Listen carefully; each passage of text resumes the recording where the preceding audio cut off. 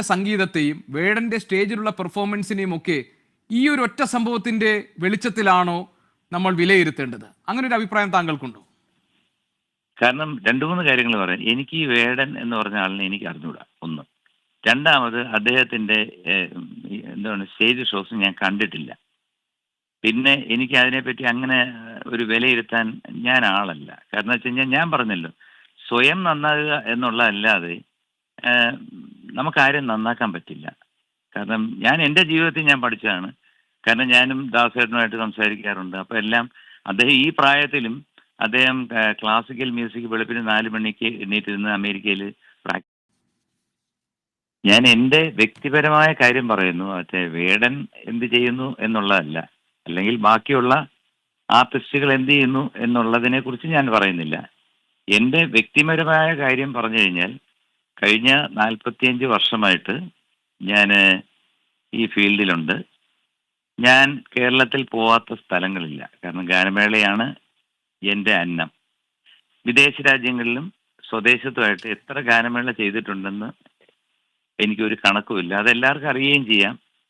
മാത്രമല്ല, എൻ്റെ പ്രോഗ്രാം എന്ന് പറഞ്ഞു കഴിഞ്ഞാൽ, ഞാൻ കയറിക്കഴിഞ്ഞാൽ എൻ്റെ സംഗീതമാണ് എൻ്റെ ലഹരി. കാരണം കയറിക്കഴിഞ്ഞാൽ തീരുന്നവരെ ഞാൻ എന്താ പറയുന്നത്, എൻ്റെ മുമ്പിലിരിക്കുന്ന പ്രേക്ഷകരെ അല്ലെങ്കിൽ ആസ്വാദകരെ രസിപ്പിക്കുക എന്നുള്ള ഒരൊറ്റ ഉദ്ദേശമായിട്ട് കയറും. ഇന്ന് വരെയും ഈ 45 വർഷമായിട്ട് 4 ദിവസം മുമ്പുള്ള ഗാനമേള നമ്മുടെ കോഴിക്കോടുണ്ടായിരുന്നു. അതിന് വരെയും ഒരു തുള്ളി ലഹരി ഞാൻ കഴിച്ചിട്ടില്ല, ഇനി അങ്ങോട്ട് കഴിക്കുകയുമില്ല.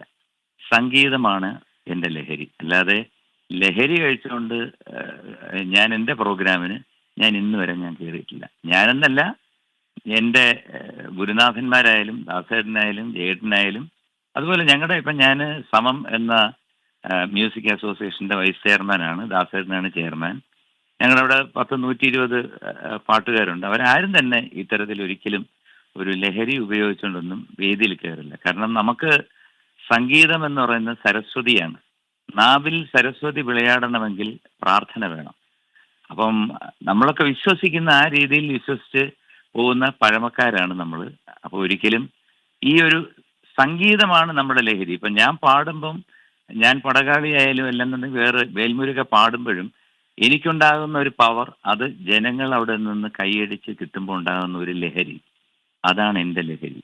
ഒരിക്കലും എല്ലാ ചെറുപ്പക്കാരോടും ഉള്ള എൻ്റെ ഒരു വിനീതമായ അഭ്യർത്ഥനയാണ്, ഒരിക്കലും ഈ ലഹരിക്ക് അടിമപ്പെടരുത്. കാരണം വേറൊന്നുമല്ല, നിങ്ങൾ അങ്ങനെ അങ്ങനെ വല്ലതും ഉണ്ടെങ്കിൽ അത് ഒരിക്കലും നമ്മളൊരു വേദിയിൽ ഇല്ലെന്നുണ്ടെങ്കിൽ അത് ശീലമാക്കരുത് എന്നുള്ളൊരു ചെറിയ വിനീതമായ അഡ്വൈസാണ്. അത് സ്വയം തീരുമാനിക്കേണ്ടതാണ് എല്ലാവരും. ഞാൻ അഡ്വൈസ് ചെയ്യാൻ ആളല്ല. ഞാനൊരു പാട്ടുകാരനാണ്. പക്ഷെ എൻ്റെ ജീവിതം ഇന്ന് വരെ ഒരു തുള്ളി ലഹരി തൊട്ടുകൊണ്ട് വിദേശത്തായാലും സ്വദേശത്തായാലും കഴിഞ്ഞ 4 ദിവസം മുമ്പ് വരെ തുടങ്ങിയിട്ട് ഞാൻ ഏകദേശം 45 വർഷമായി. ഇന്ന് വരെ ഞാൻ ചെയ്തിട്ടില്ല, ചെയ്യത്തുമില്ല.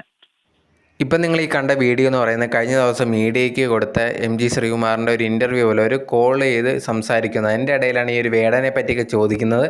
ആ ഒരു സംഭവത്തെക്കുറിച്ചാണ് MG ശ്രീകുമാർ പറഞ്ഞിട്ടുണ്ടായിരുന്നത്. ആദ്യമേ പറഞ്ഞൊരു ടോപ്പിക് എന്ന് പറഞ്ഞു കഴിഞ്ഞാൽ, എന്താണ് വേടനെക്കുറിച്ച് പറയാനുള്ള ഈ ഒരു ഇഷ്യൂസും കഞ്ചാവൊക്കെ യൂസ് ചെയ്യുന്നതിൻ്റെ, എല്ലാവരും പാട്ടൊക്കെ പാടുന്നതിന് ഇങ്ങനത്തെ ലഹരി വേണോ എന്ന ചോദ്യത്തിനാണ് മറുപടിയൊക്കെ പറഞ്ഞിട്ടുണ്ടായിരുന്നത്. MG ശ്രീകുമാർ പറഞ്ഞൊരു കാര്യം എന്ന് പറഞ്ഞാൽ, എനിക്ക് വേടനെ അറിയത്തില്ല എന്നുള്ളൊരു കാര്യം പറഞ്ഞിട്ടുണ്ടായിരുന്നു. അതുപോലെ തന്നെ വേറൊരു പറഞ്ഞ കാര്യം എന്ന് പറഞ്ഞാൽ, ഞാനൊന്നും ഇത് യൂസ് ചെയ്യാറില്ല, എനിക്ക് പാട്ടാണ് ലഹരി, ഞാൻ പാടുമ്പോഴൊക്കെ കുറേയധികം ഗാനമേളകളൊക്കെ ചെയ്യുന്ന ഒരു വ്യക്തിയാണ്, ഞാൻ ഒരിക്കലും ഇതുപോലത്തുള്ള ലഹരി ഒന്നും ഉപയോഗിച്ചിട്ട് ഒരിക്കലും കയറിയിട്ടോ ഒന്നും തന്നെ ചെയ്തിട്ടില്ല, എനിക്ക് പ്യുവറായിട്ട് ഞാൻ സംഗീതത്തെ സ്നേഹിക്കുന്നുണ്ട്, അതാണ് എൻ്റെ ലഹരി, അതിനുവേണ്ടി ഞാൻ പൂർണ്ണമായിട്ടും സമർപ്പിച്ചിരിക്കുകയാണെന്ന് പറയുന്നു. അതുപോലെ തന്നെ ഇപ്പോൾ ഉള്ള കുറേയധികം പേര്, എനിക്ക് കുട്ടികളൊക്കെ എൻ്റെ അണ്ടറിലുള്ളവരെ എനിക്കറിയാം, അവരൊന്നും ഇതേ കണക്ക് ചെയ്യുന്നില്ല, ഇങ്ങനെ ചെയ്യുന്ന ഒരിക്കലും ശരിയല്ല എന്നുള്ളൊരു കാര്യമാണ് MG ശ്രീകുമാർ പറഞ്ഞിട്ടുണ്ടായിരുന്നത്. അതിലിപ്പം കുറേയധികം പേര് MG ശ്രീകുമാറിനെ തന്നെ നെഗറ്റീവായിട്ടൊക്കെ പറഞ്ഞുകൊണ്ട് കമൻസ് ഒക്കെ ഇടുന്നുണ്ട്. അത് കാര്യം എന്ന് പറഞ്ഞു കഴിഞ്ഞാൽ, വേടനെ അറിയത്തില്ല എന്നുള്ളൊരു പറഞ്ഞൊരു കാരണം കൊണ്ടാകാം. ചിലപ്പോൾ അറിയാതിരിക്കാം, ചിലപ്പോൾ അറിയത്തില്ലായിരിക്കും, ചിലപ്പോൾ മനഃപൂർവ്വം തന്നെ വേടനെ അറിയത്തില്ല എന്ന് പറഞ്ഞതായിരിക്കാം.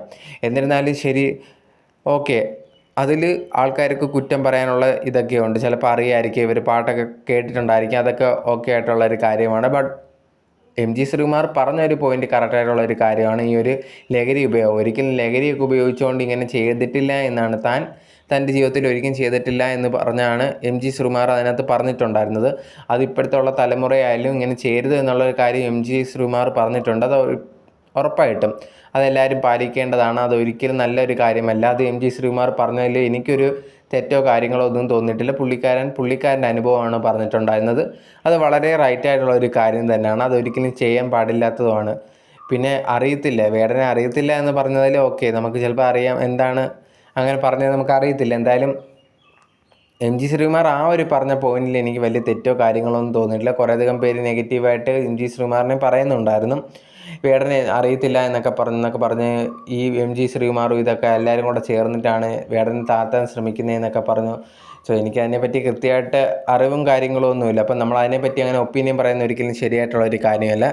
ബട്ട് എന്നിരുന്നാൽ പോലും MG ശ്രീകുമാർ പറഞ്ഞ ബാക്കിയുള്ള കാര്യങ്ങൾ ഒരിക്കലും നമുക്ക് തള്ളിക്കളയാൻ പറ്റില്ല. കാരണം MG ശ്രീകുമാർക്ക് ഇത്രയും വർഷങ്ങളായിട്ട് പാട്ട് പാടി എല്ലാവർക്കും ഇഷ്ടപ്പെടുന്ന ഒരു വ്യക്തിയാണ്. സംഗീതത്തെ ആ രീതിയിൽ കാണുന്ന ഒരു വ്യക്തിയാണ്. പുള്ളി ഇങ്ങനത്തെ ലഹരിയോ കാര്യങ്ങളോ ഒന്നും യൂസ് ചെയ്തോ അങ്ങനത്തെ ഉള്ള കാര്യങ്ങളൊന്നും ഇതുവരെ ചെയ്തിട്ടില്ല എന്നാണ് പറയുന്നത്. അപ്പോൾ അത് ബാക്കിയുള്ളവരത് കണ്ടുപഠിക്കുന്നതാണ്. ഈ ഒരു സംഗീതത്തെ അതുപോലെ കാണുന്നത്. സംഗീതത്തെ മാത്രമല്ല, ബാക്കിയുള്ള ആര് ലഹരി എങ്ങനെ ഉപയോഗിക്കുന്ന ഒരിക്കലും ശരിയായിട്ടുള്ള ഒരു കാര്യം ഒന്നും തന്നെയല്ല. ഈ ഒരു വിഷയത്തിൽ നിങ്ങൾക്ക് ഈ ഒരു വീഡിയോ കാണുന്ന നിങ്ങൾക്ക് എന്താണ് തോന്നിയെന്നുള്ളത് കമൻറ്റ് ബോക്സിൽ കമൻറ്റായിട്ട് രേഖപ്പെടുത്തുക.